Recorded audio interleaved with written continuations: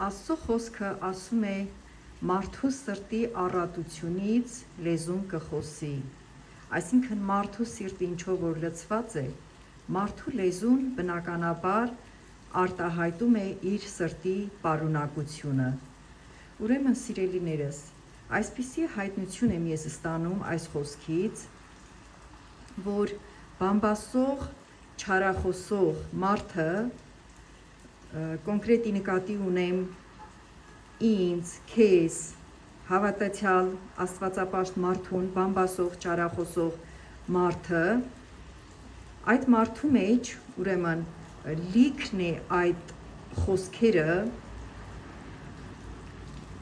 անօրենի պիղծ դևերի ձևով։ Ես այդպես եմ հայտնությունը ստացել, այսինքն այդ պիղծ դևերը բնակվում են այդ բամբասող, այդ չարախոսող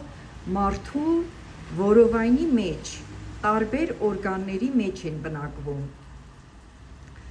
Եվ ասեմ ձեզ, դրանք հանգիստ չեն տալիս այդ մարդուն, կարող են գիշերը անքուն պահել, կարող են զանազան հիվանդություններ առաջացնել այդ մարդու մեջ։ Եվ ուրեմն, ինչ է պետք անել, հավատացյալ աստվածապաշտ մարդու պարտականությունը ինչ է այս աշխարհի վրա, այս մեղքով լցված աշխարհի վրա։ Մենք պետք է այդպիսի մարդկանց հետ համբերատար լինենք, իհարկե համաձայնություն, հավանություն չտանք իրենց այդ կարգավիճակին, այդ մեղքերին, քանի որ Աստված սիրում է մեղավորին, բայց ոչ մեղքը։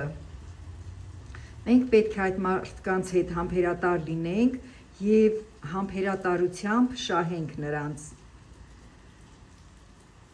Ժամանակ առ ժամանակ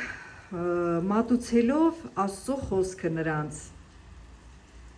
փորձելով մոտեցնել սրբության Աստծուն, որովհետև այդ մարդիկ ուղիղ իմաստով դժոխքի ճանապարհին են կանգնած։ Իսկ մեր գործը ինչ է։ Աստվածապաշտ մարդու ամենակարևոր անելիքը այս երկրագնդի վրա նախ իր հոգին փրկության ճամփի մեջ հաստատուն պահելն է և երկրորդը շատ ու շատ մարդկային հոգիներ շահելը, փրկելը։ Այսինքն մենք պետք է կատարենք մեր Տեր Հիսուս Քրիստոսի սկսած գործը, պիտի շարունակենք նրա սկսած գործը այս երկրագնդի վրա։